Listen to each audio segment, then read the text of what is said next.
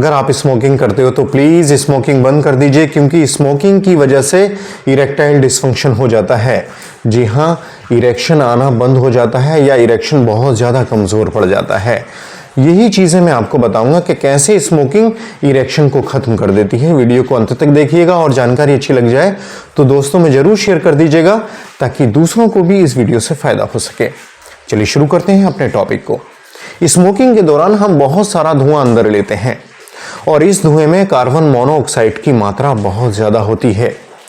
जैसे ही हमारे ब्लड में घुलती है, ये हीमोग्लोबिन से ऑक्सीजन को हटाकर अपने आप चिपक जाती है और इस वजह से हमारे ब्लड के अंदर ऑक्सीजन की कमी हो जाती है।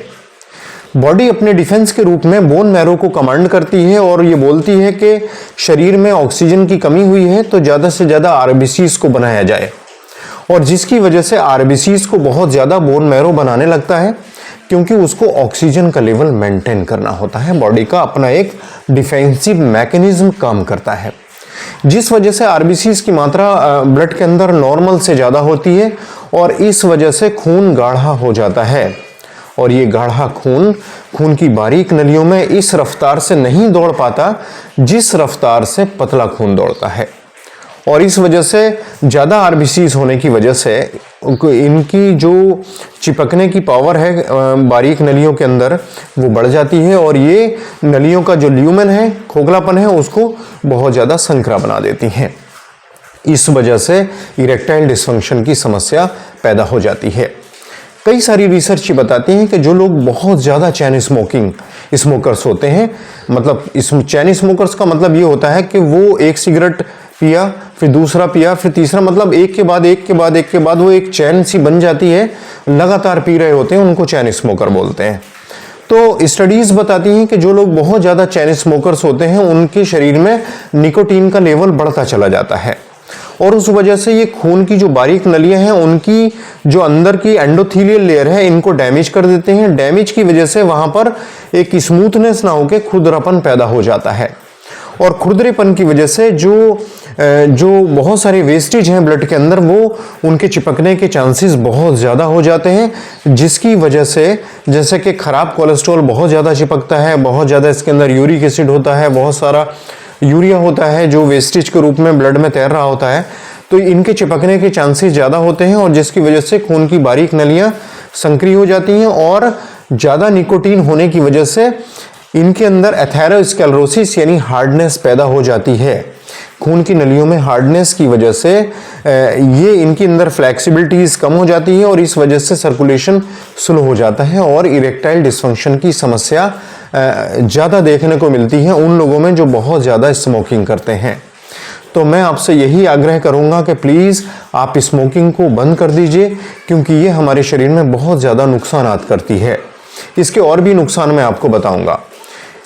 कई सारी स्टडीज़ ये भी बताती हैं कि जो हमारे प्लेटलेट्स होते हैं, प्लेटलेट्स के चिपकने की पावर ज़्यादा हो जाती है जो लोग बहुत ज़्यादा निकोटीन का इस्तेमाल करते हैं, यानी प्लेटलेट बहुत ज़्यादा चिपचिपे हो जाते हैं और ये नालियों में बहुत ज़्यादा चिपक कर नालियों को बंद कर देते हैं, जिससे खून उन बारीक नलियों में प्रॉपर नहीं पहुंच पाता है और इरेक्शन जैसी गंभीर समस्याएं हमें देखने को मिलते हैं, और हम फिर बहुत ज़्यादा परेशान हो जाते हैं, क्योंकि दाम्पत्य जीवन प्रॉपर चल नहीं पाता, पार्टनर को खुश कर नहीं पाते क्योंकि इरेक्शन नहीं आ रहा, और इस वजह से बहुत सारे कॉम्प्लिकेशंस देखने को मिलते हैं।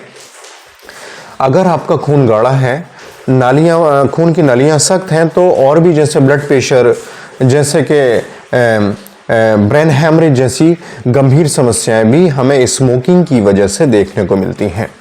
अब ये स्मोकिंग को हम छोड़ें कैसे?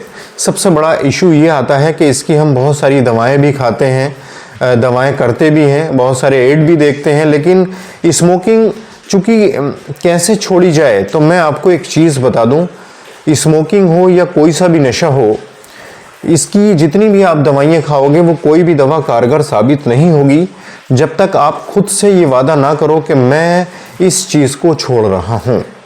क्योंकि हमारी जो ख्वाहिशें होती हैं हम उनको खुद ही दबा सकते हैं, दूसरा कोई भी हमारी ख्वाहिशों को नहीं दबा सकता। तो हम अपने आप से ये वादा करें कि हम स्मोकिंग बिल्कुल ख़त्म करेंगे, तभी जाके इससे आप छुटकारा पा सकते हो। अदरवाइज दवाएं बहुत होती हैं, मैंने अपनी प्रैक्टिस में बहुत से केसेस में दवाएं दी पर मैं कामयाब नहीं हुआ, जब तक कि किसी ने भी खुद से वादा नहीं किया कि मैं इसको नहीं लूँगा तो नहीं लूँगा। तभी जाके आप कामयाब हो सकते हो, स्मोकिंग छोड़ सकते हो और शरीर को स्वस्थ रख सकते हो। देखिए, शरीर एक अनमोल चीज़ है और इसको स्वस्थ रखना हमारी जिम्मेदारी है, ना कि किसी डॉक्टर्स की, ना कि किसी दवा की। आप खुद से इसका ध्यान रख सकते हो। देखिए, स्मोकिंग नुकसान करती है तो प्लीज़ आप मत लीजिए। जो भी खाद्य पदार्थ हमें पता होता है ये नुकसान करते हैं तो हम क्यों लेते हैं? क्यों हम इंसान होने का सबूत नहीं देते?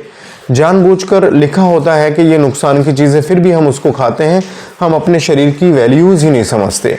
शरीर को बहुत ज़्यादा इम्पोर्टेंस दीजिए। शरीर बहुत ही अमूल्य है, इसका कोई मोल नहीं है और इसको सही रखना हमारी जिम्मेदारी हो जाता है। उम्मीद है ये जानकारी आपको पसंद आई होगी। जानकारी पसंद आई तो प्लीज़ लाइक, शेयर, सब्सक्राइब करके मोटिवेट कीजिएगा। मैं आपका health preserver doctor Asif Ali. Next video में फिर मुलाकात होगी। Thank you.